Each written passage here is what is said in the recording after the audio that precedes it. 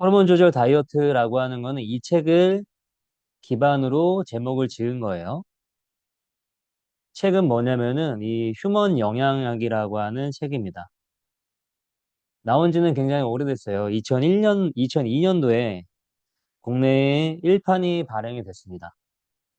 현재까지 3판까지 발행이 됐는데 이게 2016년도에 나왔어요.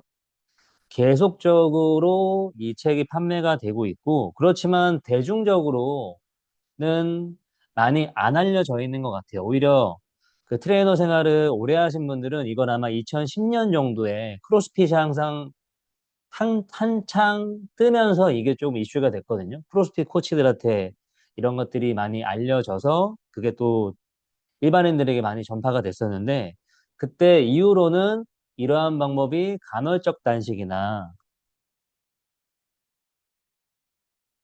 여러 가지 다이어트들이 막 뭐 단백질 다이어트, 황제 다이어트, 여러 가지 것들이 나오면서 많이 잊혀지게 된 것 같아요. 그런데 간헐적 단식도 그렇고, 뭐 황제 다이어트도 그렇고, 여러 사람들이 하는 다이어트, 그리고 근래에 어떤 의사분이 하는 다이어트, 그러한 것들을 찾아보면 근거가 다 있죠. 근거라고 하는 게 있는데 근거의 타당한 정도나 신뢰 수준은 당연히 다르긴 하겠지만 거기에 대한 걸 누가 봐도 이 책을 보게 되면 아, 이 근거가 진짜 어마어마하다. 이 다이어트가 탄생하게 된 배경과 지식 같은 걸 살펴보면 이만큼 타당한 논리의 다이어트가 없는데 왜 대중적으로 인기가 없을까? 왜 많이 사람들이 모를까? 라고 하는 의구심이 들 수가 있는데 이거는 그냥 제가 생각했을 때 조금 어려워요. 그냥 회원분들이 봤을 때. 선생님들이 봤을 때는 생리학 베이스가 있으면 조금 이제 보기 편한데 제가 회원님들을 보라고 권해드려 봤을 때 무슨 논문 보는 것 같다고 이야기하시는 경우가 많거든요. 근데 제가 이 전문가분들이 봤을 땐 그러지는 않을 거예요. 그래서 이 책 자체도 좀 어렵게 느끼시는 것 같고 하는 방법 같은 경우에도 시작하면은 쉬운데 그냥 바로바로 나오거든요. 어떻게 해야 되는지. 근데 그 시작이 조금 어렵기 때문에 조금 이슈가 덜 되지 않았는가라는 생각이 듭니다. 지금 뭐 간헐적 단식이나 뭐 유행하는 다이어트 보면 굉장히 쉽죠. 바로 따라할 수 있고 어렵지가 않은데 이건 그러한 단점이 좀 있어서 많이 모르시는 것 같아요. 결과적으로 이 책에서 얘기하는 건 뭐냐면은 칼로리가 중요한 게 아니다. 칼로리가 중요한 게 아니라 우리 몸에 이제 유익하고 또 체지방을 감소하고 이러한 기전이 일어나는 데 있어 호르몬이 중요하다라고 하는 거예요. 호르몬. 그럼 이 호르몬을 균형 있게 유지하는 게 가장 식단에 중요한 건데 이 식단을 잘 구성을 해서 호르몬을 잘 그 분비를 하게 하려면은 탄단지의 구성이 중요하다라고 하는 거예요. 여기에 대한 배경 지식들은 뒤에서 제가 말씀을 드리도록 할게요. 이런 호르몬 다이어트라고 말씀드린 거는 존 다이어트라고 하는 거를 이야기를 한 거고요. 여기서 이야기하는 존이라고 하는 게 뭐냐면은 호르몬들의 체적 균형 상태를 이야기를 하는 겁니다. 이 말이 너무 좋아서 제가 써놨는데 현대의학이 아무리 뛰어나다 해도 예방보다 더 좋을 수 없다. 예방에 가장 중요한 것은 이제 식단이다라고 합니다. 운동은 하루에 한 번 하는 게 어렵지만 식단은 더 많은 횟수를 하게 되죠. 근데 식단을 바라보는 관점이 칼로리가 아니라 약처럼 사용할 수 있다라고 하는 거예요. 이 말을 하는 근거는 뭐냐면 호르몬을 관점에서 이야기를 하는 거기 때문에 최적의 호르몬 상태를 만든다라고 하는 거는 단순히 음식의 칼로리 섭취원이 아니라 약으로서도 바라볼 수 있다라고 하는 거죠. 그래서 이 책에서는 약의 그 함량에 따라서 효과가 있고 없고 한 것처럼 음식도 얼만큼 많이 먹고 적게 먹느냐에 따라서 호르몬의 분비가 어떻게 되는지가 바뀌기 때문에 그러한 양을 조절하는 게 중요하다고 이야기를 하고 있습니다. 아, 이 존 다이어트가 탄생하게 된 배경을 말씀드리려고 하는데, 진짜 가족력이 엄청나요. 이 저자의 할아버지와 아버지가 그리고 삼촌 세명이 있었는데, 모두 다 50대 초반에 심장마비로 사망을 하게 됩니다. 이때 이분의 나이가 이제 10대였어요, 10대. 그리고 이 저자도 그렇고 아버지도 그렇고 우리가 흔히 생각하면 거의 대부분의 병들이 암 포함해서 생활습관 병이라고 하잖아요. 근데 이 사람들은 거기에 대한 문제가 없었어요. 아버지가 이제 흡연을 하긴 했지만 거의 대표 선수급으로 뛸 수 있을 정도의 수준의 농구 선수 출신이었고, 근데 전쟁 때문에 못 나갔다라고 하더라고요, 대표 선수를. 저자도 농구 선수 출신이에요. 그렇지만 이분 같은 경우에 농구 선수를 하면서 이제 박사도 뭘 했다고 하시는데, 일단은 생활 습관이 훨씬 더 좋았던 분들이에요. 그래서 이제 이러한 상황이 있었는데, 이 가족들이, 친척들이 죽는 걸 보면서 저자는 이제 자기도 위험할 수 있겠다라는 걸 생각을 하는 거죠. 왜냐하면 이제 생활 습관과 상관이 없이 유전적인 문제가 있다고 생각을 하니까. 그러면서 이제 처음에는 생학 박사로 공부를 하셨는데, 그 다음에는 심장 관련 연구로 이제 박사학위를 다른 것까지 취득을 하시게 됩니다. 그런데 이분이 이 연구를 하는 도중에도 심장 관련 질환으로 한번 쓰러져요. 그러면서 이제 다행히 죽지는 않았고 그 이후로 더 연구에 매진하게 되죠. 자, 그렇게 시작이 돼서 이 다이어트가 대중들한테 연구로 나오기까지는, 책으로 나오기까지는 6년의 시간이 걸렸대요. 근데 재밌는 게 뭐냐면은 이게 단순히 그냥 환자나 다이어트를 초점으로 이야기를 한 게 아니라 운동선수까지. 게다가 그냥 일반적인 운동선수들한테 적용을 한 게 아니라 세계적인 프로 선수들까지 적용을 했습니다. 이 방법을 가지고. 근데 그 결과를 뒤에 설명드리겠지만, 저도 믿겨지지가 않을 정도로 엄청납니다. 근데 이제 그건 팩트기 때문에 너무 아무튼 뭐 맞는 얘기긴 하죠. 자, 먼저 이제 초기에 어떤 존 다이어트 케이스가 있었냐면은 IBM 요즘에는 모르시는 분도 있긴 하겠지만 컴퓨터 회사죠, 컴퓨터. 컴퓨터 회사인데 여기에 이제 유럽 지사 대표분이 있었대요. 근데 몸이 너무 안 좋아요. 당뇨병도 있고, 그리고 고혈압도 있고, 그리고 이제 신장마비 경험도 있어요. 그리고 신장암이 있습니다. 그리고 1992년도에 체중이 120kg였대요. 그리고 혈압약을 복용하지 않으면은 220에 120, 120에 90이 정상이죠. 혈당 같은 경우에는 200. 이것도 한 60, 70인가? 좀 낮습니다. 근데 엄청 높은 거고. 그리고 오른쪽 신장암으로 절제를 했대요. 그리고 왼쪽 신장에까지 암세포가 의심되는 상태였습니다. 근데 이런 상황이 어떻게 존 다이어트라고 하는 걸 시작을 하게 된 거예요. 왜냐하면 존 다이어트라고 하는 게 그냥 단순히 체중을 감량하는 데 있어서 개발된 것이 아니라 이제 아까 심장 관련된 질환 때문에 연구를 계속했다라고 했잖아요. 그런 걸 하다 보니까 이게 당뇨에도 도움이 되고 뭐 정신질환에도 도움이 되고 여러 가지에 도움이 된다는 발견을 하게 됩니다. 아무튼 이분한테 이제 2년간 존 다이어트를 하게 된 거예요. 근데 체중이 79kg가 됐고, 그리고 혈압약을 먹지 않아도, 혈압약 사실 안 먹고 혈압 떨어지는 경우가 일반인들한테는 별로 없어요. 왜냐하면 운동을 꾸준히 하는 경우도 별로 없고, 일단은 뭐 운동이 꾸준히 안 돼서 그런 경우도 많긴 하지만 여러 가지 이유로 떨어지지 않는 분들이 많아서 혈압약을 계속 드시는 분들이 있죠. 근데 약을 안 먹어도 125에 75로 떨어졌어요. 그리고 혈당도 70에서 90으로 정상화됐다라고 합니다. 그리고 당뇨성 망막증이 있었는데 그것도 호전됐다라고 하고, 그리고 왼쪽 신장의 암세포가 의심이 됐었는데 이게 더 발전되지 않고 발견되지 않았다라고 해요. 그래서 이 존 다이어트라고 하는 게 심장병, 당뇨병뿐만 아니라 관절염, 그리고 이제 우울증, 알코올 중독증과 같은 정신질환에도 효과가 있다라고 얘기합니다. 여기에 대한 이제 이유가 되는 것은 이게 항염작용, 면역 반응, 그리고 이제 신체 내에서 여러 가지 유익한 효과들이 나타나는데 그러다 보니까 사용할 수 있는 그 영역들이 엄청나게 넓어요. 이 다이어트 방법이. 그리고 케이스 두 번째를 설명을 드리면 일반인들, 여기에 대한 건 조금 앞에 뒤에서 나올 것들에 비해서 결과가 적어 보일 수도 있긴 하지만 6주간 진행을 한 거예요. 나이대는 이렇게 되고 총 91명의 남녀를 이제 대상으로 6주간 진행을 하게 됩니다.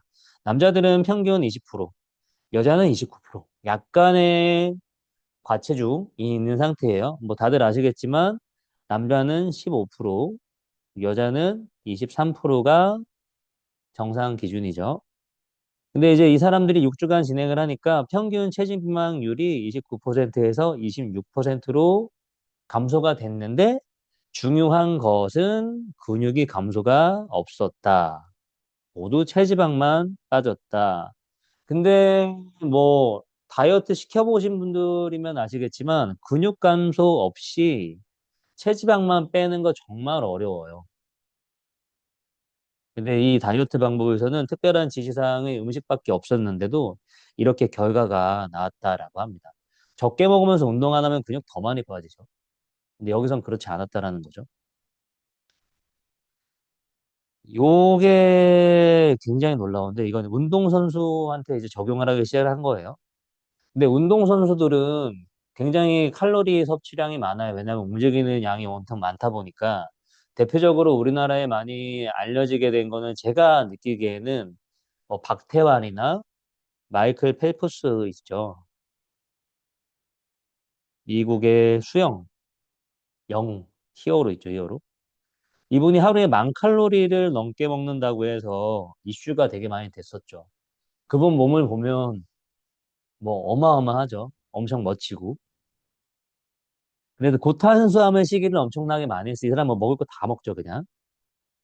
그래서 이제 스포츠 영양학자들은 이러한 것들을 많이 신봉하기도 했다라고 합니다. 저희들도 그렇게 알고 있었고.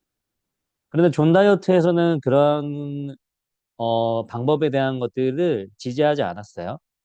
그래서 자기의 방법으로 이 선수들에게 적용을 하게 됩니다. 많지는 않았지만 미식축구 대학 선수 6명. 프로 선수들은 함부로 식단을 바꾸지 않죠. 근데 어떻게 프로 선수들을 시작을 하신 거예요? 프로 선수 3명.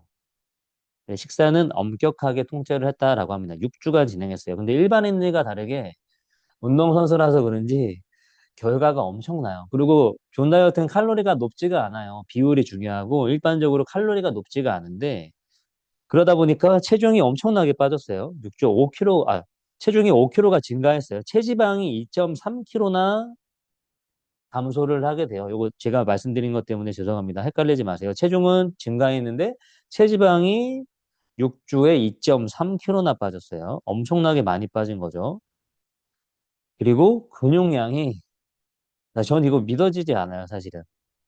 7.3kg 증가했대요. 근데 책에 써 있습니다. 7.3kg. 이게 1판이 아니에요. 3판이에요, 3판. 3판이 나오는 게 한 10몇 년 됐죠. 그래서 이게 오타이거나 그럴 가능성이 없습니다. 자, 근데 이 결과값이 이 책에서 제시하기로는 이 P-밸류라고 하는데 이 통계에서 이제 말하는 거거든요. 근데 이게 0.05 이하라고 나온 건데 0.005 이하? 그럼 뭐냐면은 1000번 중에 995번이 같은 값이 나온다라는 얘기예요. 그러니까 이게 우연이 아닐 확률이 높다라는 거예요. 그만큼. 이게 한마디로 이게 계속 이렇게 적용을 하게 되면 1000명 중에 99, 95명은 이 결과가 나온다는 얘기예요. 통계에서. 근데 경기력은 어마어마합니다. 경기력도 증가가 되는지가 궁금했대요, 저자는. 뭐 체지방, 이 체성분의 변화는 당연히 긍정적일 거라고 생각을 했대요. 근데 경기력은 어떨지 궁금했는데 경기력이 엄청나게 좋아졌고 거기에 대한 P값, 확률은 10,000명 적용하면 9,995명 성공한대요. 엄청나죠. 자, 앞선 사례를 통해서 두 번째 선수들에게 적용할 기회를 얻게 돼요. 이번에는 이제 수영에 적용을 하게 되는데 일단 적용한 대학교는 스탠포드 대학교라고 해요. 그래. 근데 코치들도 믿지 않았어요. 그래서 코치들이 먼저 적용을 해봤는데 너무 이제 긍정적으로 느낀 거죠. 자기가 보기에도. 그러면서 이제 거기에 대한 걸 따라올 수 있는 선수들을 위주로 이제 이 다이어트 방법을 적용을 했다라고 합니다.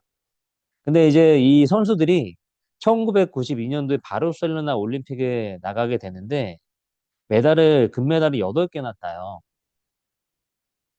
미국에서. 근데 미국 전체 메달 개수가 아니라 이 학교에서 나간 선수가 8개의 금메달을 땄대요. 엄청나게 많이 딴 거죠. 이 학교에서. 근데 놀라운 건 뭐냐면은 여기 제가 써놓지는 않았는데 내용이 너무 많아져서 이 학교와 라이벌 학교가 있는데 항상 그 학교가 이겼대요. 얘네가 항상 2등을 했는데 이 방법을 적용하고 나서부터 다 뒤집어서 얘네들이 1등을 하기 시작하고 3년 동안 이제 이 NCAA 수영 선수권 대회를 연속으로 이제 재패를 하게 된다라고 합니다. 계속 그랬던 선수들이 갑자기 이렇게 되기 좀 힘들죠. 특히나 이제 중하위권이 아니라 위에서 이제 완전 1, 2위를 다투는 그런 곳에서는 그런 게 잘 안 일어나는데 이게 식단을 바꾸고 나서 이렇게 됐을 가능성이 아무래도 상관관계가 높게 볼 수가 있겠죠. 그리고 나서 농구, 스키, 육상 등 다양한 선수들에게 적용이 되었고 우수한 성적을 모두 거두게 됩니다. 한마디로 이 방법이 그냥 이제 살만 빼는 그런 방법이 아니라 어떤 체력, 신체 컨디션 이런 걸 긍정적으로 만드는데도 엄청나다고 하는 거죠. 이 정도면 엄청난 검증이 된 거죠. 근데 이게 이 책의 이런 내용들은 옛날 내용이기 때문에 지금은 훨씬 더 많이 사례들이 나와 있을 겁니다. 자, 그래서 이런 연구가 있는데 이제 앞서 스포츠 영양학자들이 믿었던 생각과는 다르게 고탄수화물 식사가 경기력을 향상시킬 수 없다고 이야기하는 연구들이 되게 많대요. 그래서 장거리 달리기 선수들 대상으로 연구한 것에서는 7일간 고탄수화물 식사를 하게 한 거예요. 대부분은 이제 그 다른 식사를 했겠죠. 고지방 식사를 했습니다. 고지방 식사군이 있고 고탄수화물 식사군이 있는데 고탄수화물 식사군은 7일 그렇게 진행을 했는데 지구력이 20%가 감소했대요. 이거 엄청나게 감소한 거거든요. 퍼포먼스가 엄청나게 떨어진 거죠. 그리고 최대 산소 소비량이 10%나 감소하고 7일 만에 경기력이 엄청나게 다 떨어지게 됩니다. 반대로 고지방 식사군은 지구력이 오히려 좋아졌대요. 그리고 이제 존 다이어트에서도 지방 섭취에 대한 것들을 되게 강조를 합니다. 자, 뒤에서 그건 설명드리고 이존 다이어트 같은 경우에는 칼로리 섭취는 적은 편이지만 이게 기존의 그 생각과 좀 상충되실 수 있습니다. 그렇지만 제가 이 내용에서 혹시나 이해를 다 못 시켜드린다고 한다면은 앞서 설명드린 그 책을 보시면 거기에 대한 게 이해가 되실 거예요. 근데 요 내용만 해서 제가 이해를 시켜드리면 다행인데 만약에 이제 이런 것들이 그 이해가 안 되시면은 그냥 여기서 끝내시면은 오해를 하게 되세요. 책을 꼭 보셔야 됩니다. 자, 그리고 혈당은 식사 간격 4시간에서 6시간 동안 다소 일정하게 유지하는 방법이에요. 왜냐면은 3번의 식사와 2번의 간식을 먹거든요. 근데 따라서 허기를 느끼거나 탄수화물을 막 먹게 되는 그런 현상이 없습니다. 제가 이제 오늘도 그렇고 여기 이제 제 센터를 하게 된 지가 이제 5년 차, 4년 한 반 정도 돼 가는데 이제 바쁘다 보면 집에 못 들어가는 날이 종종 생기고 그러다 보니까 어느 순간 이제 음식을 집에서 갖고 오는 경우는 거의 없고 매번 사 먹어요. 아무래도 좋게 먹기가 힘들겠죠. 그러다 보니까 뭐 닭가슴살을 먹는다거나 그냥 뭐 야채, 과일을 먹는다거나 이런 것들이 생각보다 쉽지가 않아요. 음식물 처리도 그렇고. 그래서 제가 이번에 식단 그 강의를 준비를 하면서 제가 일요일 날 사진을 올려드렸잖아요. 그리고 그 저녁에 제가 늦은 점저를 먹어가지고 간식을 한번 먹어야 되는데 약간 식사를 좀 적게 먹는 방식으로 먹었거든요. 한마디로 한 반나절 정도를 제가 존 다이어트를 한 거예요. 근데 거짓말 치는 게 아니라 컨디션이 굉장히 좋았어요. 그때 제가 체하냐 마냐의 경계, 또 막 이제 막 머리도 아프고 막 되게 불편한 상태였는데 속이 정말 너무 편하더라고요. 근데 제가 이거는 이미 전에도 많이 했던 방법이고 또 오랫동안 직접 먹어도 봤고 그래서 안다고 생각했는데 다시 한번 먹어보면서 아, 이게 진짜 몸의 변화가 안 하다 보니까 더 크게 느껴진 것 같아요. 그리고 제가 이 수업하는 거 외적으로도 일을 많이 하거든요. 강의 준비도 그렇고 또 개인적인 공부들도 많이 하고 하는데 그러면은 간식 같은 걸 많이 먹고 싶고 음료도 엄청 제가 좋아해요. 근데 저 같은 경우에는 존 다이어트를 할 때 되게 포만감 있게 먹으려고 하는 편이거든요. 근데 그런 생각이 안 들어요, 진짜로. 제가 아이스크림이나 그런 거 꼭 먹거든요. 그래서 진짜 이게 어떤 의지력의 차이가 아니라 얼마나 배불리 먹고 어떤 음식을 먹었냐에 따라서 내가 결정할 수 있는 수준이 바뀌게 된다라는 생각이 들었습니다. 여러분들도 한번 그래서 나중에 보시고 꼭 한번 직접 한번 해보시길 바랍니다. 자, 칼로리와 지방 소모에 대해서 말씀드릴게요. 이게 되게 재밌는데 우선 말씀드리려고 하는 건 뭐냐면은 탄수화물은 효율이 떨어진다라는 거예요. 체내에 보관된 탄수화물 양은 엄청나게 적어요. 지방은 상대적으로 엄청나게 많습니다. 그래서 지방을 몸이 쓰게 만드는 게 효율적인 몸의 상태를 만드는 데 있어서 엄청 중요하거든요. 자, 내용 살펴보면 마라톤을 한 번 완주하는데 필요한 칼로리가 2000칼로리래요. 그래서 이제 예를 들어 체중이 60kg인 마라토너를 기준으로 이 사람의 체지방률이 10%라고 가정을 하면 체지방은 6kg겠죠, 6kg.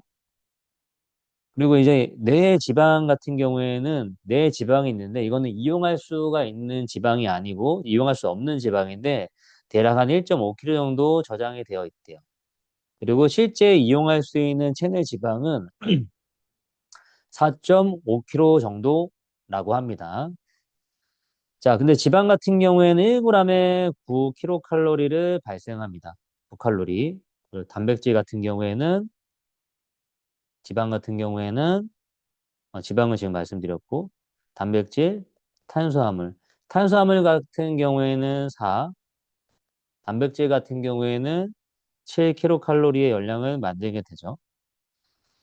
자, 이 지방이 1g에 9칼로리를 발생시킨다고 했을 때 체내 지방이 4.5kg면 칼로리로 환산하면 대략 4만 칼로리인 거예요. 4만 칼로리면은 체내에 보관되어 있는 저장되어 있는 지방이 4.5kg가 4만 칼로리 열량을 낼 수 있는데 이 정도 에너지면은 마라톤을 20번이나 완주할 수 있는 양인 겁니다. 엄청나게 많은 열량이죠. 자, 한마디로 지방을 에너지원으로 공급해야 된다라고 하는 거예요. 근데 뭐냐면 우리가 몸에 체내에 저장되어 있는 이제 제지방, 체중에서 체지방을 빼면 체지방을 뺀 나머지 제지방이라고 하는 게 나오잖아요. 근데 제지방이라고 해서 여기에 이제 몸의 주 구성 성분이 단백질이고 나머지 또 탄수화물이 저장돼 있고 이런 걸 생각하면은 감이 안 오는데 체내 생각보다 저장돼 있는 단백질과 탄수화물 양은 많지 않아요. 탄수화물 양보다는 단백질 양이 저장이 더 많이 돼 있긴 합니다. 그렇지만 제지방이 우리가 모두 다 쓸 수 있는 열량이 아니고 뭐 장기들, 몸을 구성하는 그런 것들 있잖아요.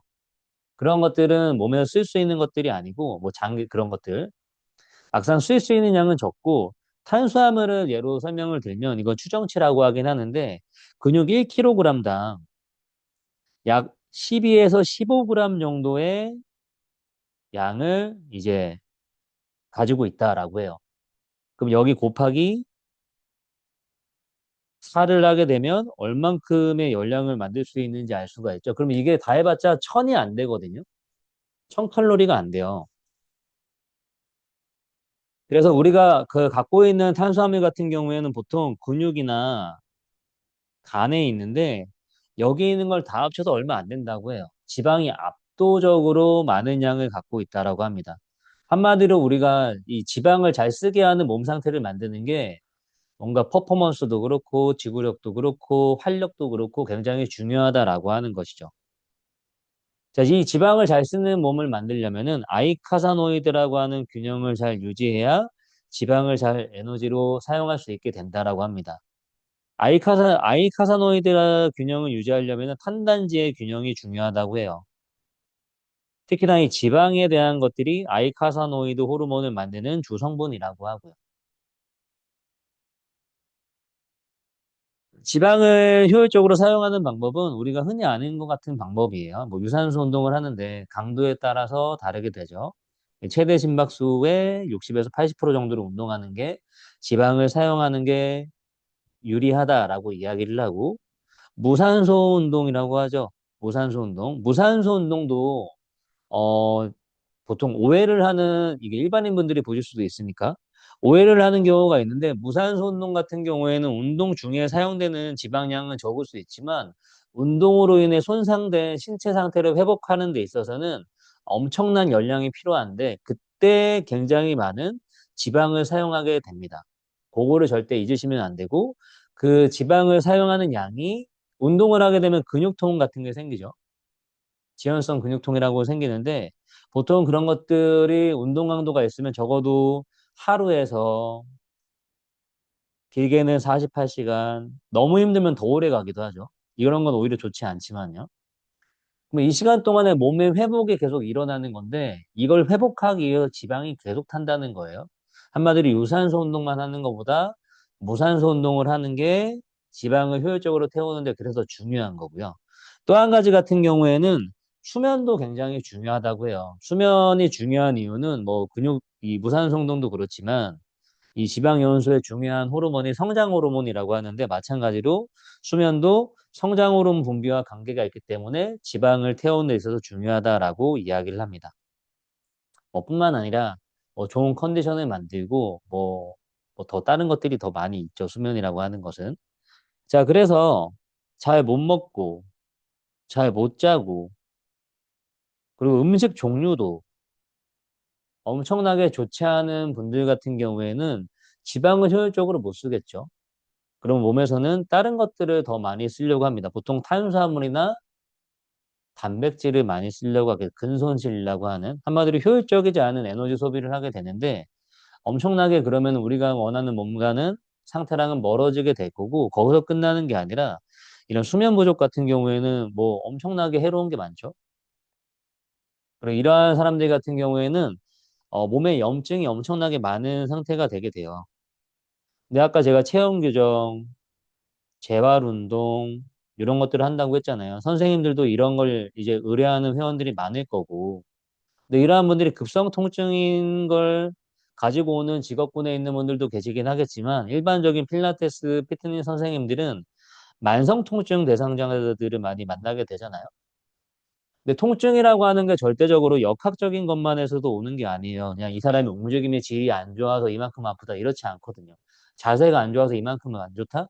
그렇게 보이는 사람도 있지만 그런 게 전혀 없는데 아픈 사람도 많은데 이런 통증에 대한 민감도, 상태 이런 것들은 신체의 이제 염증 수치랑 상관이 엄청나게 많거든요. 만성 통증이라고 하는 거는 움직임만 바라보면 안 돼요. 이 신체 염증을 줄여주는 게 중요한데 이 영양 관리를 하는 게 중요한 거죠. 그렇기 때문에. 저도 이런 부분은 너무 오랫동안 놓쳤던 것 같아요. 회원분들이 다 알 거라고 생각하고, 그러니까 이 책 사서 봐라 했는데, 다 안 하세요, 다. 알려줘야지 하고.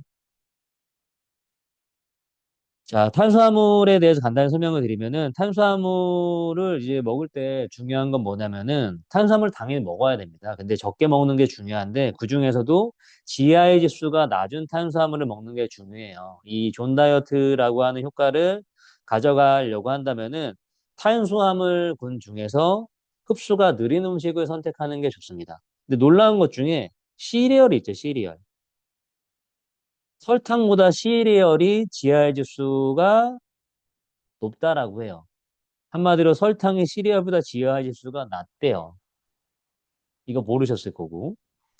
그리고 나 살 빼야지 그렇기 때문에 일반 과자 안 먹고 뻥튀기나 쌀과자 드시는 분들 있죠. 아이스크림보다 GI 지수가 높다. 일단 GI 지수가 높은 음식을 먹게 되면은 인슐린 분비가 많아지게 되고 인슐린 혈당을 떨어뜨리는 호르몬인데 이게 이제 음식이 일정량 많아져서 인슐린 분비가 너무 많아지면 오히려 살이 찌는 상태와 가까워지게 된다라고 해요. 그리고 더 음식을 먹고 싶어지고. 아무튼 뻥튀기 쌀과자 이거 모르는 분들 많을 거라고 생각합니다. 그리고 GI 지수를 결정하는 요소 같은 경우에는 탄수화물, 이 화학 구조, 그리고 섬유질의 함량. 섬유질이 많은 탄수화물을 먹는 게 중요한 거예요. 왜냐하면 섬유질은 소화가 되지 않기 때문에 뭔가 이제 흡수에 대한 속도를 느리게 만든다고 해서 유익하다라고 합니다. 그 지방이 적당량 섞여 있는 게 또 좋다라고 해요. 네, 방금 말씀드린 내용이고, 요거. 과일을 그 껍질에 섬유질이 많다라고 하거든요. 근데 이거를 믹서기에 갈아서 껍질을 깎아서 드시면은 아무래도 GI 지수가 섬유질을 다 빼버렸기 때문에 훨씬 높은 상태로 음식을 먹게 되고 그러면은 건강을 위해서 먹는 거지만은 결과적으로 그 과일에 채소에 좋은 영양소가 많지만 특히나 과일 같은 경우에 그런 식으로 먹으면은 이 GI 지수가 높은 상태로 먹게 돼서 호르몬적인 변화를 만들어서 우리가 원하는 기대와는 달라질 수 있다라고 하는 거죠. 탄수화물 섭취는 인슐린을 분비하게 되고 혈당을 떨어뜨리고 체내 지방을 저장하고 지방 보존을 유도하는 데도 관여하게 된다. 근데 이제 이걸 과하게 먹었을 때를 얘기를 하는 겁니다. 그리고 바나나, 당근이 지하 지수가 높은지 모르시는 분들 많을 거예요. 살이 좀 찌는 그런 채소라고 하고요. 옥수수 마찬가지로 지하 지수가 굉장히 높습니다. 옥수수는 많이들 아시죠? 그래서 이제 어려운 나라에서 이제 음식으로 많이 사용했다라고 하잖아요. 옥수수 재배해가지고. 그리고 단백질. 그리고 단백질 같은 경우에는 체구성의 기본 이제 그런 그 완전 기본적인 그 거죠. 자, 신체 구성에서 수분 다음으로 가장 많은 걸 차지하고 있는 게 단백질입니다. 근육, 피부, 털, 눈, 손톱, 그리고 이런 모든 것들이 다 단백질로 구성이 되어 있습니다. 한마디로 단백질은 몸의 구성의 주 성분이에요. 그리고 세포의 정상 활동을 하는 데 있어서도 굉장히 중요합니다. 그리고 존 다이어트에서는 그 음식의 양을 정할 때 이 사람의 제지방량을 가지고 단백질 필요량을 산출을 하고 그에 따라서 탄수화물과 지방량을 결정을 해서 이 비율을 맞춰 먹게 됩니다. 자, 그리고 생명 유지에 필요한 이제 단백질이 몸에서 이제 그 처리가 되면 아미노산이라고 하는 걸로 바뀌는데 이 중에서 20개가 필요한데 이 중에서 9개는 먹어야지만 이제 공급을 할 수 있는 아미노산이라고 합니다. 그래서 적정량의 단백질을 먹는 게 그래서 중요하다라고 하는 거고요. 근데 이제 단백질이 아무리 좋다라고 하지만은 이제 많이 먹게 되면은 지방으로 당연히 바뀌게 되고요. 그리고 고단백 저탄수 이게 대표적인 피트니스 식단이었죠. 그러면은 선생님들도 이렇게 많이 드시고 그러면은 키톤증이라고 하는 비정상적인 대사 상태를 만든다라고 합니다. 간에 저장된 탄수화물량이 뇌를 비롯한 신체 부위에 필요로 하는 양에 미치지 못할 때 키톤증이 발생이 되게 된다라고요. 아무래도 저탄수 식이를 하게 되니까. 그래서 막 완전 사람은 골아 떨어지죠. 막 이 저탄수 고단백 식사하고 마지막 막 물도 막 줄여가지고 프로필 찍고 막 하잖아요. 자, 그리고 일반적인 에너지 부족은 지방으로부터 에너지 생성하지만 저탄수 다이어트는 지방을 에너지로 전환하는 과정을 방해하는 상태를 만들게 된다. 아래 보세요, 아래. 놀라운 사실. 이 다이어트 방법은 지방세포의 변화를 일으켜서 다이어트 전보다 10배나 많은 지방을 지방세포에 끌어모을 수 있다는 사실이 밝혀졌다. 이거 뭐 옛날 책이죠. 더 지금은 훨씬 더 많이들 알고 계시고. 그래, 다이어트를 중단해도 놀라운 속도로 지방을 저장하는데 이게 요요 현상이죠, 요요 현상. 자, 지방이라고 하는 거는 궁극적으로 체지방 축적을 예방하는 데 중요한 역할이다. 지방이 지방을 축적하는 데 중요한 역할을 한다라고 해요. 자, 지방은 아까 말씀드린 호르몬을 이제 총 사령관 역할을 하는 아이카사노이드라고 하는 걸 만드는 주재료입니다. 자, 지방의 이점은 뭐냐면 일단은 지방이 들어간 음식은 맛이 있고요. 그리고 콜레시스토키닌이라고 하는 이제 호르몬 분비를 하게 되는데 이게 렙틴, 그렐린 이런 거 많이 들어보셨죠? 렙틴은 배부름, 그렐린은 이제 허기짐 이런 걸 만드는 호르몬이라고 했을 때 그거랑은 다른 건데 비슷하죠.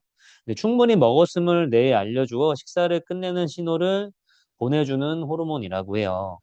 그리고 지방에도 좋은 지방이 있고 나쁜 지방이 있죠. 탄수화물도 단백질도 좋은 탄수화물, 나쁜 탄수화물, 좋은 나쁜 단백질이 있습니다.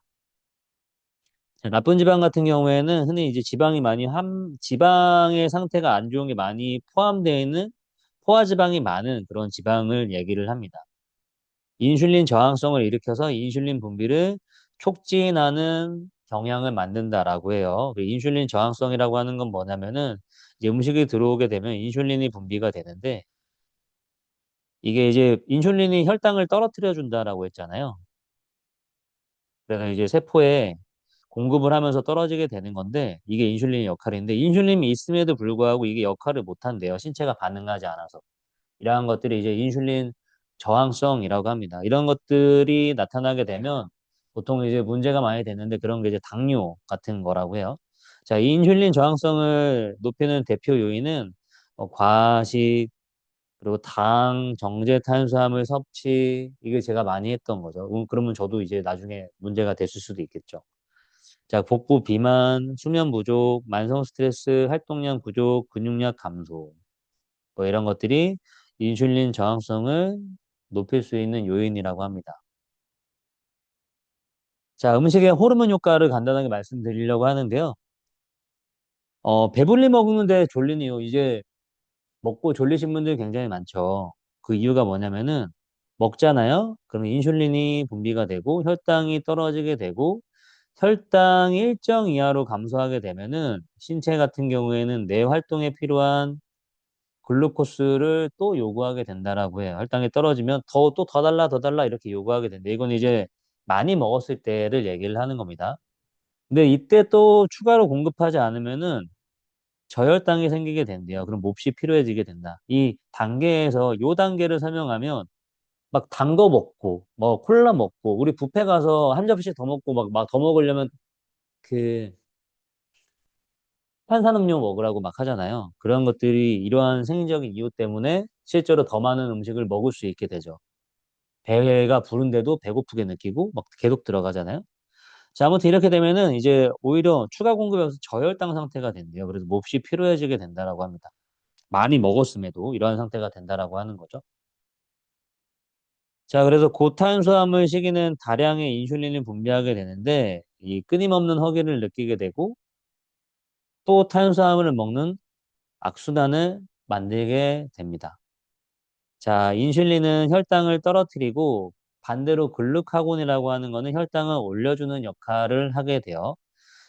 그래서 이 두 개의 호르몬이 서로 이제 조화롭게 일을 하는 게 중요하고 그래야 뇌 활동이 원활해진다라고 합니다. 자, 그리고 인슐린이라고 하는 거는 주로 탄수화물에 의해 분비가 촉진되고 글루카곤 같은 경우에는 단백질 식품에 의해 분비가 촉진된다. 그래서 우리가 적정량 단백질을 먹는 게 중요하고 예전에 제가 같이 일했던 그 다른 직원 중에 한 분이 모든 식사를 과자로만 했거든요. 과자. 겉으로 보기에는 말랐지만 마른 비만 아시죠? 체지방. 인바디 검사하면 지방 엄청 많이 나오고. 근데 뭐, 아, 얘는 그냥 단순히 식습관이 안 좋구나. 뭐 그렇게 생각할 수 있긴 하겠지만 이게 지금까지 얘기를 들어보면 이분의 몸 상태에서 얼마나 안 좋은 것들이 끊임없이 일어나고 있었는지를 생각해 볼 필요가 있습니다. 나의 소중한 사람이나 나의 가족이나 친구나 또는 나의 배우자가 될 사람이 이런 식단을 한다? 저라면은 일단은 당연히 말리고 또 좀 힘들겠죠. 자, 최상의 건강을 유지하는 데 칼로리는 중요하지 않고 섭취한 음식으로 나타나는 호르몬 반응을 이해하는 것이 중요하다. 앞서 설명드린 것들로 조금 공감이 됐으면 좋겠고요. 그리고 따라서 음식을 칼로리 공급만이 아닌 호르몬 조절자로서 바라보아야 한다라고 이야기를 합니다. 아이카사노이드라고 하는 거는 인슐린, 글루카곤, 혈당을 조절하는데 얘네들이 이런 역할을 한다면은 호르몬 자체를 조절하는 거는 아이카사노이드라고 해요. 얘네들은 지속 시간이 4, 5시간밖에 안 된대요. 그리고 몸에 군데군데 이렇게 일어난다라고 하는데 또 금방 사라진다라고 하고요. 근데 이 호르몬 조절을 이 아이카사노이드라고 하는 게 호르몬 시스템을 조절하고 생명 유지에 필요한 심혈관계, 면역계, 중추신경계, 생식계, 그리고 모든 생리 기능까지 조절하는 엄청 역할이 큰 호르몬이라고 해요. 자, 이 아이카사노이드에 대한 이제 논문을 찾아봤어요. 근데 이 논문 같은 경우에는 정말 어마어마한 논문이죠. 무려 인용 횟수가 5,121회였어요. 제가 찾아봤을 때. 100건만 넘어가도 엄청난 거라고 하는데 5,000건이라고 하는 거는 뭐 엄청난 거라고 하더라고요. 그리고 이게 좀 오래된 논문이긴 하지만 오랜 시간 동안 오래됐다고 해서 인용수가 이렇게 많지는 않아요. 근데 이 논문이 이제 이런 현대에서도 많이 인용되고 사용될 정도로 굉장히 이제 합리적이고 근거 있는 내용을 갖고 있기 때문에 사용이 되는 거죠. 자, 그리고 이 논문 같은 경우에는 그냥 내노라 하는 이름만 되면 그냥 바로 답이다라고 할 수 있는 네이처 사이언스 셀지에서 나온 그런 논문입니다. 이게 여기서 이제 사이언스지에서 나왔던 논문이에요. 그래서 이제 이런 내용이구나라고 보시면 되는데 이 아이카사노이드라고 하는 게 염증과 우리 몸의 염증과 통증을 조절하는 역할을 하는 데 있어서 굉장히 중요하다라고 해요. 이게 과하면 이것도 좋은 아이카사노이드가 있고 나쁜 카사노이드가 있거든요. 근데 너무 과하면은 나쁜 쪽으로 쓰이고요. 적당하면 좋은 쪽으로 쓰인대요. 여기서는 착한, 나쁜 이렇게 표현을 했는데 친구이자 적으로 논문에서 표현을 했어요. 나쁜 쪽으로 쓰이면은 염증을 더 만들고 통증을 악화시키고 혈관을 수축시켜요. 근데 착한 쪽으로 쓰이면은 염증을 억제하고 혈관을 확장하고 몸을 보호합니다. 자, 그리고 존 다이어트에서 탄단지 비율을 맞춰서 드시게 되면 좋은 아이카사노이드를 더 많이 만들도록 유도를 한대요. 자, 그래서 이 아이카사노이드라고 하는 게 이 천연 항염증 효과를 내는 데서 엄청 중요한 거고, 존 다이어트가 이러한 상태를 의식적으로 만들 수 있다라고 하는 거죠. 음식을 통해서. 자, 존 다이어트 같은 경우에는 이 약을 먹지 않고도 염증을 유발하는 나쁜 아이카사노이드의 이 수치를 낮추는 걸 목표로 하고 좋은 건 올리고 그런 쪽에 작용을 한다라고 합니다. 자, 이건 그냥 참고적으로 알아두시면 좋을 것 같은데, 체지방을 얼마나 일주일에 줄일 수 있냐면은, 유전화적으로 뭐 최대 0.7kg 정도를 일주일에 줄일 수 있다라고 해요. 근데 그 이상 일주일에, 그러면 뭐 4주면은 뭐 2.8kg 정도네요. 최대. 근데 이제 만약에 그 이상으로 뺐다, 체중이 줄었다라고 한다면 그건 체지방이 아닌 거죠. 그래서 단기간에 뭐 12주에 뭐 얼마를 뺐다, 막 몇십 킬로를 뺐다, 뭐 20kg를 뺐다 이런 것들은 다 구라입니다, 구라. 그냥 이건 수분, 근육 빠진 거예요.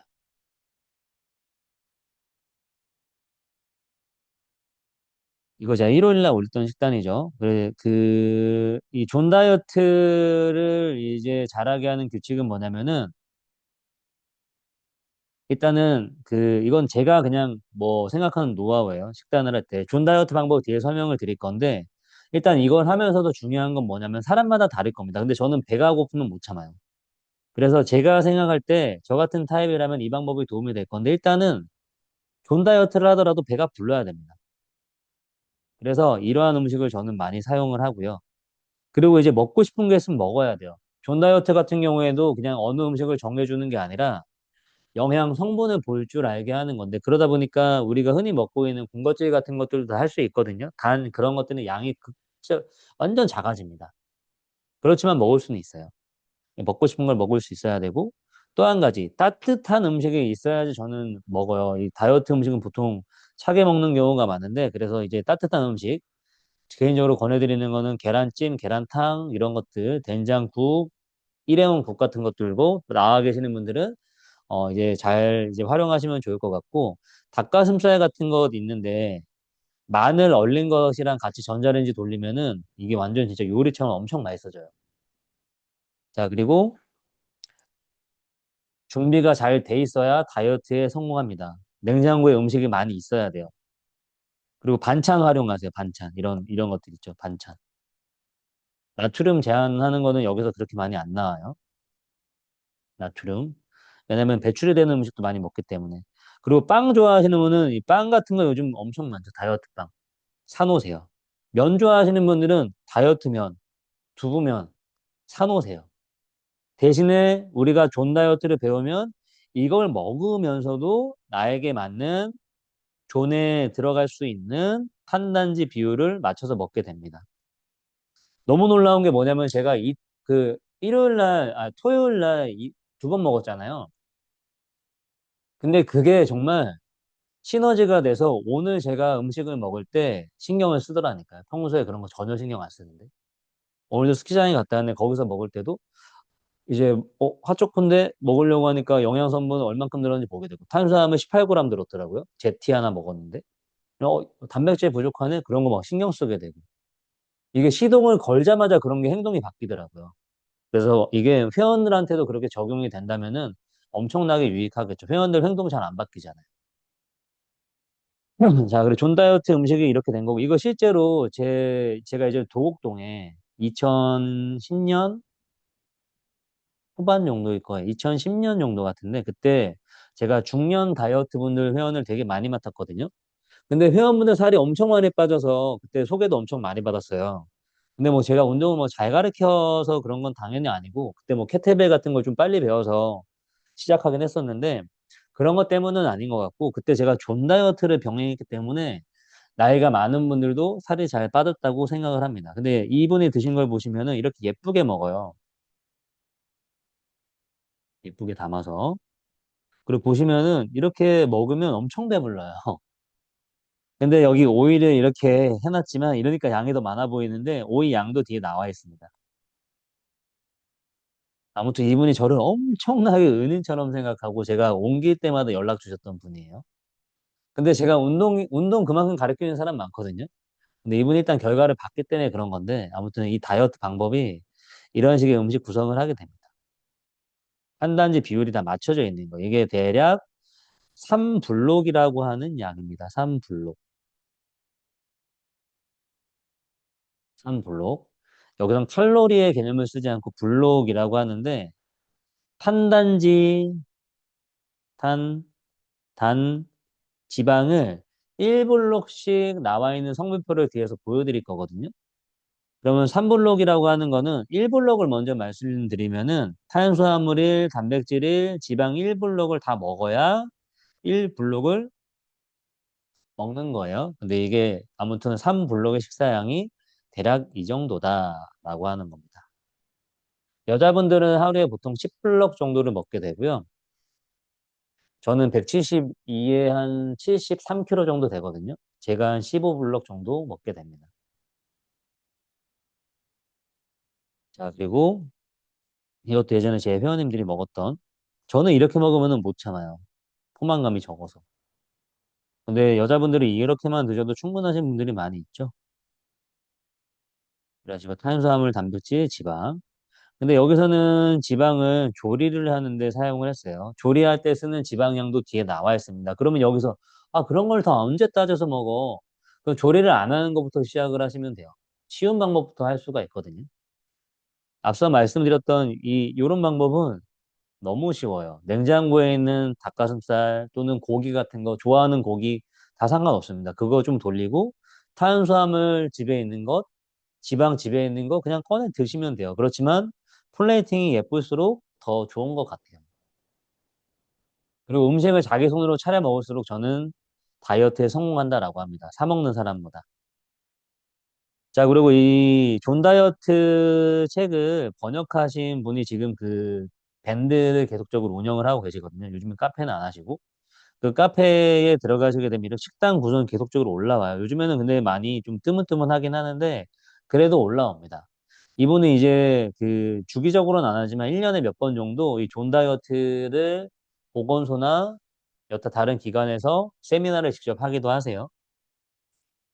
참고하시면 좋을 것 같고요. 그래서 이렇게 예쁘게 먹는 거예요. GI 지수가 낮은 탄수화물들, 양도 많고. 그러면 계속 오래 먹어요.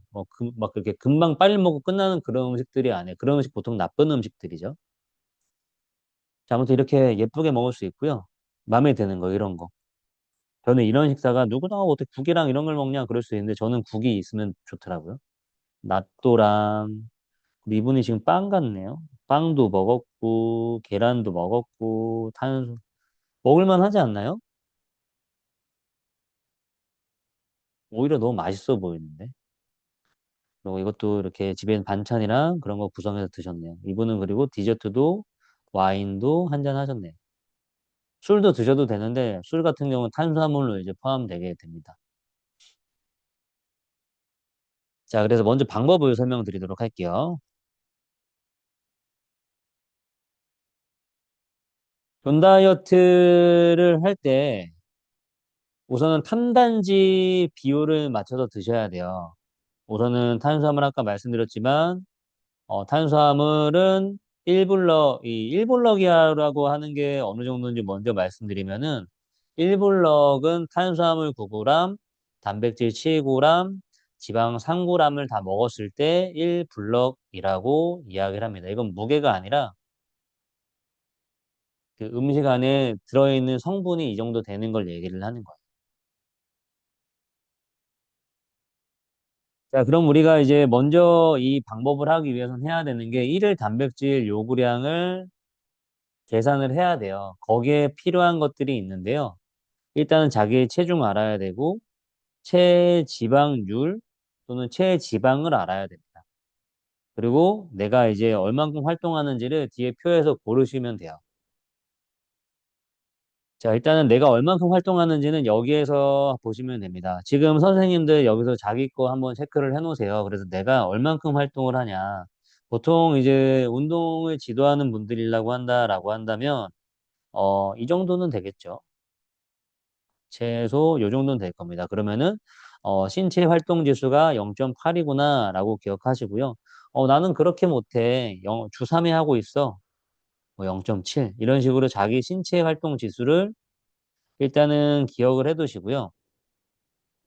단백질 요구량 구하는 법 시작해 볼게요. 우선 자기 체중에서 지방을 뺍니다. 지방. 빼기 지방.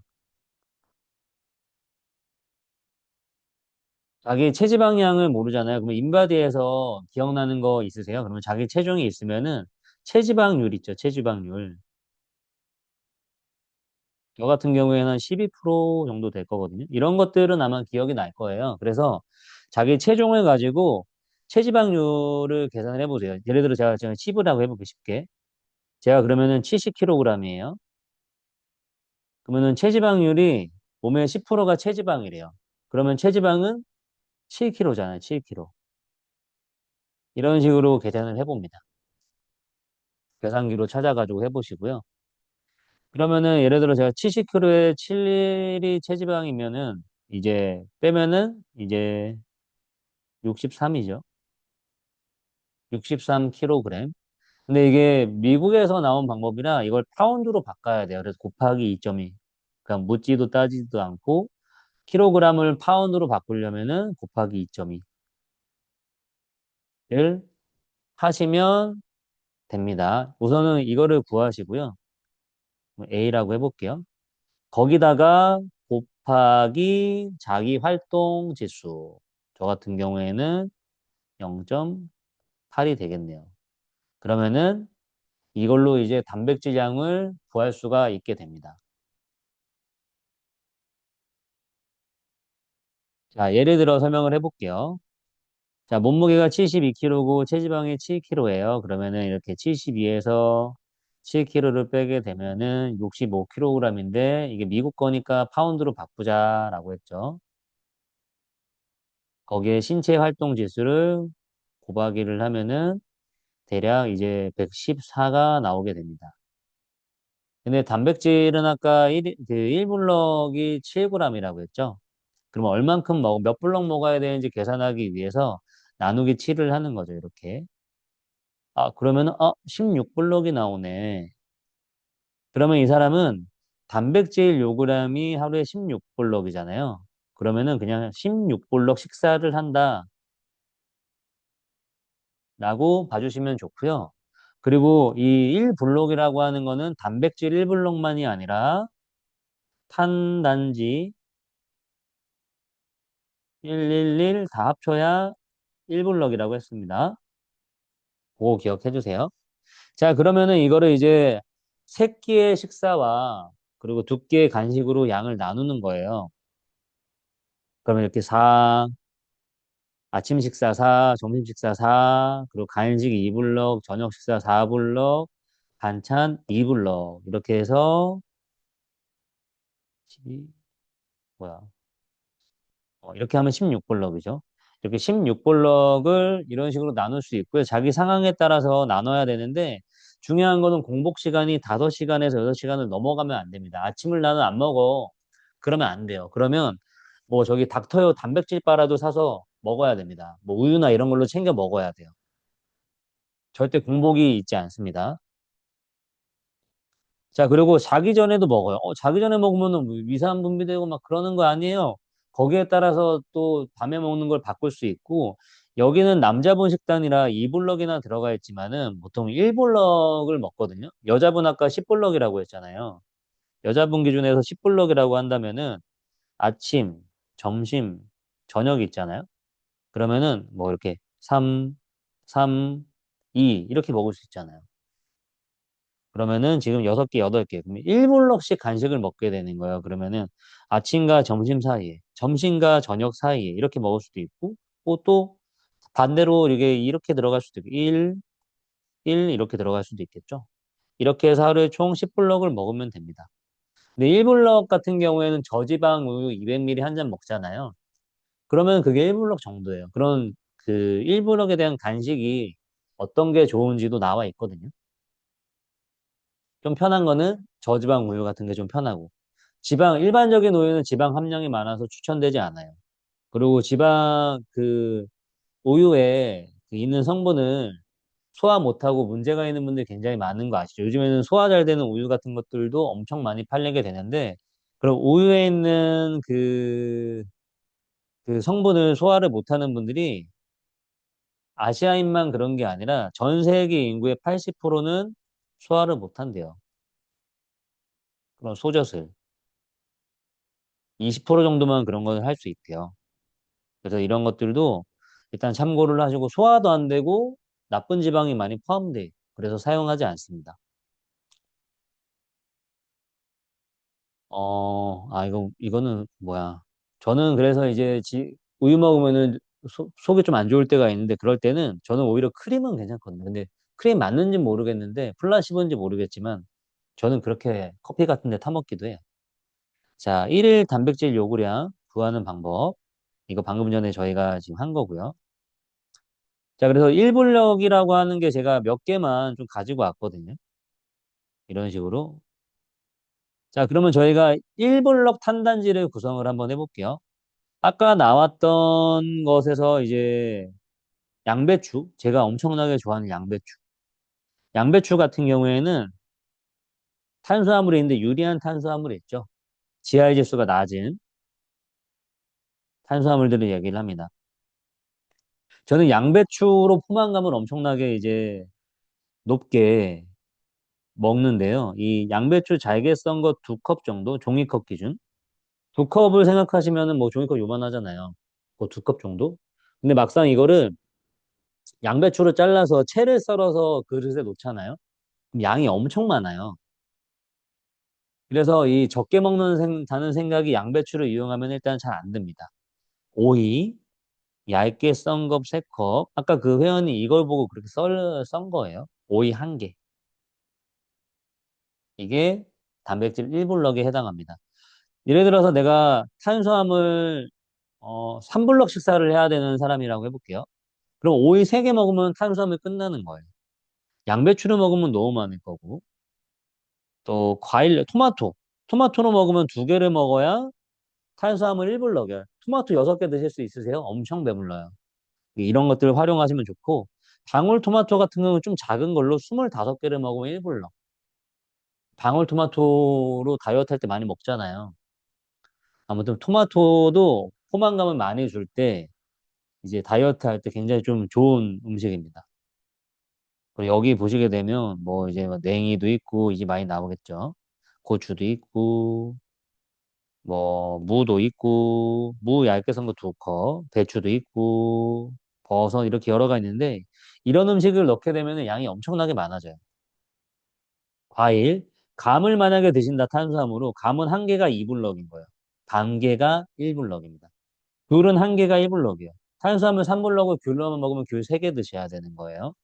그러면 너무 좀 이제 말도 안 되는 다이어트 같지만 이것만 먹으면 안 되고 다른 거 섞어 드시는 거고. 사과 2분의 1개가 한 블럭. 한 개 먹으면 2불럭인 거죠. 사과도 저도 많이 먹습니다. 자, 그리고 오렌지 반 개가 1불럭.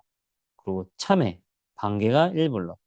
체리 제가 어제 먹었죠. 7개가 1불럭. 그래서 이런 것들을 잘 섞어서 드시면 돼요. 그리고 불리한 탄수화물, 감자나 고구마가 엄청나게 좋을 거라고 생각하지만 생각보다 다이어트 음식으로 좋지 않다라고 이야기를 하는 게 GI 지수가 엄청 높기 때문이에요. 그래서 막상 이제 저탄수 고단백 식사를 하면서 보디빌딩 식단이 그래서 좀 안 좋죠. 보디빌딩 다 그렇게 하진 않으시겠지만 고구마 닭가슴살이 뭐 그냥 공식처럼 하잖아요. 근데 아무래도 그러면 호르몬 관점에서 엄청 최악입니다. 자, 고구마 같은 경우에는 군고구마를 먹는다. 3분의 1개가 1블럭이야. 그러니까 한 개 먹으면 3블럭이야. 그러니까 이게 양이 엄청 적은 겁니다. 프렌치 프라이 먹으면 5개 먹으면 1블럭이에요. 그래서 맥도날드에서 내가 세트 시켰잖아요. 그러면은 감자튀김 좀 먹다가 햄버거 시작하시는 분들 있죠. 그러면 이미 끝난 거예요. 자기 양은 탄수화물로서. 자, 그리고 옥수수 4분의 1컵 막 이렇게 나오죠. 별로 이제 불리한 탄수화물, 콩도 있어요. 건포도도 한 큰술, 숟가락 하나면은 탄수화물 1블럭입니다. 그리고 주스 같은 것들도 나와 있고요. 그리고 여기 빵가루, 뭐 쌀 이런 것도 나와 있습니다. 국수 같은 것도 나와 있고, 국수도 양이 굉장히 적죠. 4분의 1 컵이 한 블럭, 당면은 19g, 그리고 바나나 3분의 1개가 한 블럭, 하나 먹으면 3블럭인 거예요. 밥 5분의 1 컵이 한 블럭, 30g이 한 블럭이라고 해요. 보통 이제 반 그릇 정도가 공깃밥으로 했을 때 반 그릇 정도를 만약에 먹는다 그러면은 3블럭이 보통 초과돼. 반찬에 먹지 못할 정도로 초과가 돼. 그래서 쌀로 만약에 하게 되면 이 다이어트와는 맞지가 않습니다. 한식으로 하게 되면 일단 GI 지수가 밥 자체가 엄청 높기 때문에 존 다이어트랑은 조금 무관합니다. 자, 그리고 과자 같은 것들도 많이 나와 있습니다. 그리고 지방. 땅콩은 6개가 한 블록. 3블록을 지방을 구성한다. 18개를 드셔야 되는 거고, 아몬드 한 작은술, 보통 3, 4개 정도가 한 블록. 그러면은, 아몬드로 하면은 뭐 9개에서 12개 정도가 3블록에 해당이 되겠죠. 아보카도, 이런 것들, 많이 이제 샐러드 만들 때 드시잖아요. 마요네즈 이런 것들, 버터 이런 것도 나와 있습니다. 이런 거 이제 베이컨 뭐 이런 것도 나와 있네요. 그리고 단백질 같은 경우에는 닭가슴살 있죠. 껍질 없는 거. 그러니까 보통 100g씩 나오잖아요. 그게 보통 한 블럭, 3블럭이라고 생각하시면 돼요. 100g 정도. 보통 100g씩 포장이 되어 있잖아요. 근데 단백질 같은 경우에는 조리하기 쉽지 않으면 그런 거 드시는 거 추천드리고 여자분들 걸 더 적게 나오는 것들도 많죠. 그리고 뭐 돼지고기 뭐 이렇게 보통 1인분에 100g, 150g 그렇게 먹는다라고 하잖아요. 그러면 이제 단백질이 그 정도면은 몇 블록이구나라는 게 이제 생각이 되실 거예요. 양고기 막 이렇게 나와 있고 막 이렇게 있습니다. 그리고 여기 뭐 생선 이런 것들도 다 나와 있고요. 자, 그래서 이런 식으로 3블록을 제가 임의대로 구성을 해볼게요. 그러면은 진짜 말도 안 되게 구성을 하면은 고구마, 좀 좋은 쪽으로 할게요. 어, 양배추 2컵, 그리고 체리 7개, 사과 반 개. 이것도 좀 맛이 없어 보이긴 하네. 이러면은 탄수화물 3블록 골랐고요. 그리고 지방 같은 경우에는 땅콩 6개랑 아몬드 6개 먹어서 지방 3블럭 먹었고요. 그리고 단백질 같은 경우에는 그냥 냉장고에 있던 닭가슴살 하나 총 꺼내가지고 먹었어요. 이러니까 제가 존 다이어트를 되게 맛없게 소개한 것 같네요. 근데 앞서 보신 것처럼 맛있게 조리해서 드세요.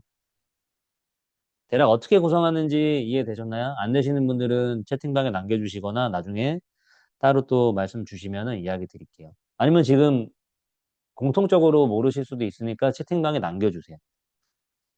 자, 그리고 이제, 그러면은 여기 안 나와 있는 음식도 있을 텐데, 그런 거는 이 패시크릿이라고 하는 이 사이트에 들어가시면은 음식 이름을 딱 치잖아요. 그 웬만한 거 다 있어요. 그럼 구성 성분이 나와요. 예를 들면 이제 선생님들이 뭐 만약에 뭘 먹었다, 과자를 먹었다고 해볼게요. 뭐 단백질 바를 먹었어요. 야식으로. 그러면 탄수화물이 24g이 들어있고, 단백질이 12g이 들어있고, 지방이 9g이 들어있다. 그럼 이거는 몇 블록이라고 생각할 수 있냐? 탄수화물, 단백질, 지방. 지방은 9, 단백질은 7, 탄수화물은 4. 이런 식의 구성으로 1블럭이 정해지게 되잖아요. 그러면은 어, 얘 같은 경우에는 탄수화물 잠깐만요.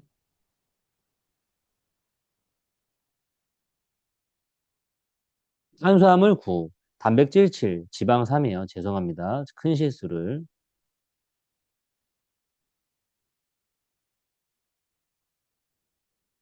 지방 3, 7, 9.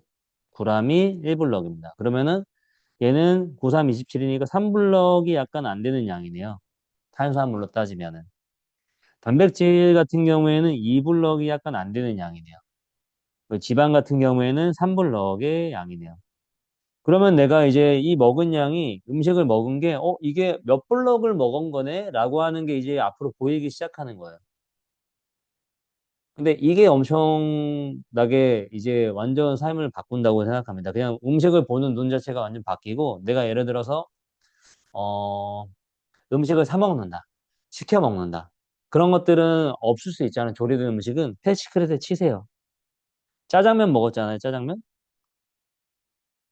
그럼 여기 엄청나게 나오거든요. 그럼 탄수화물 당연히 폭탄일 거고, 지방 폭탄일 거고, 단백질 적을 거고. 그러면 내가 짜장면을 먹고 싶은데 얼만큼 먹어야 되냐? 그게 보인다니까요.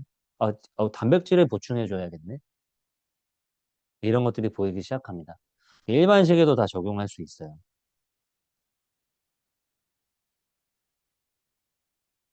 자, 그러면 이런 거 없을 때 어떻게 하냐라는 걸 마지막으로 설명을 드리려고 하는데요.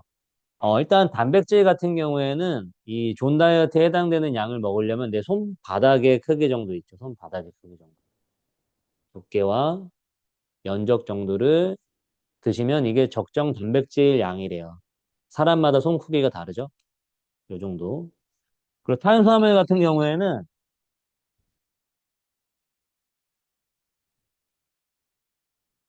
탄수화물 같은 경우에는 단백질이 차지하는 면적의 2배 정도를 드시라고 합니다. 좀 안 좋은 걸 먹으면 손바닥 하나, 좋은 탄수화물로 먹으면 손바닥 2개 정도까지 먹어도 된다라고 해요. 그리고 지방 같은 경우에는 아까 말씀드린 것처럼 생각해서 드시면 되겠습니다. 지방은 일단 3g이 1블럭이고 패시크릿 같은 걸로 찾아서 드시면 될 것 같아요.